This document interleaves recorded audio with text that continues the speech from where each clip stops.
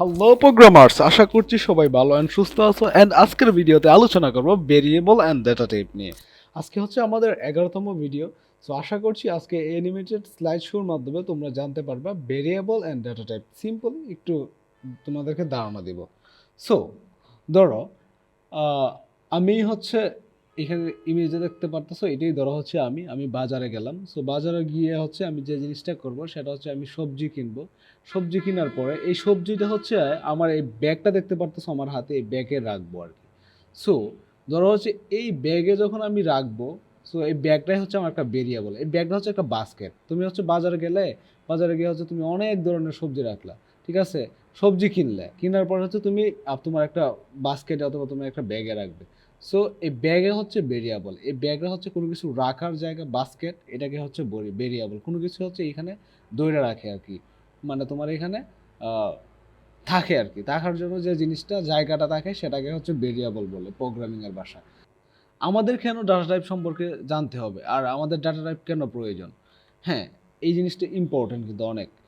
ধরো হচ্ছে তুমি বাজারে গেলে, গিয়ে হচ্ছে তুমি অলিভ অয়েল কিনলে, কেনার পরে হচ্ছে তোমার অলিভ অয়েলটা হচ্ছে তুমি তোমার এই ব্যাগে রেখে দিলা, এই কাপড়ের ব্যাগে, অথবা তুমি হচ্ছে তোমার এই মানে তোমার এই ব্যাগে রাখলা আর কি। ধরো হচ্ছে এখন তো আমার দেখা যাইতেছে এটা হচ্ছে একটা বোতল থেকে আমি কিনতেছি, এটা যদি আমার এখানে রাইখা দিই, রাইখা দেওয়ার পরে কি হবে, এই জিনিসটা কিন্তু আমার আদৌ কিন্তু আমার বাসা পর্যন্ত নিয়ে আসতে পারবো না।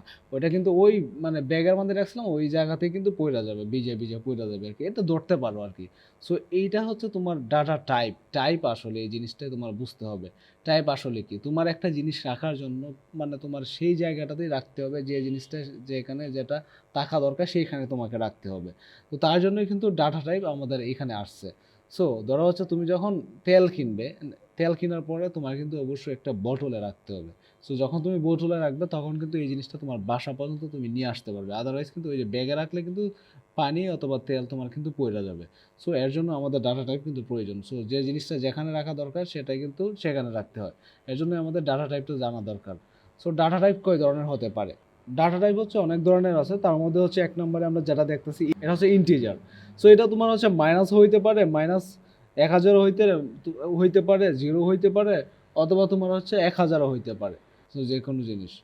তো তারপরে হচ্ছে আমরা যে জিনিসটা দেখবো সেটা হচ্ছে ফ্লোট। ফ্লোট হচ্ছে এমন একটা জিনিস যেটা হচ্ছে তোমার ভগ্নাংশ। ধরো হচ্ছে তুমি এমন একটা জিনিস, এটা হচ্ছে তোমার 2.6 হইতে পারে, মাইনাস 5.47 হইতে পারে। সো এটা হচ্ছে ফ্লোটিং আর কি, সো ভগ্নাংশ আর কি। ধরো হচ্ছে তুমি ভগ্নাংশ জানো না, তোমরা পড়ছো যে সেইটা আর কি। সো এটাকে ফ্লোট বলা হয়। অ্যান্ড থার্ড যে জিনিসটা আছে এটা হচ্ছে সিএইচআর।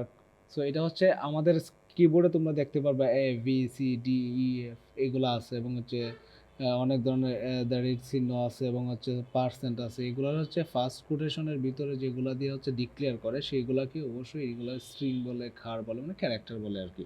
সো এই জিনিসটা হচ্ছে character data type. And fourth যে লাস্ট ডাটা টাইপটা আমরা দেখবো সেটা হচ্ছে বোল বা বলিয়ান।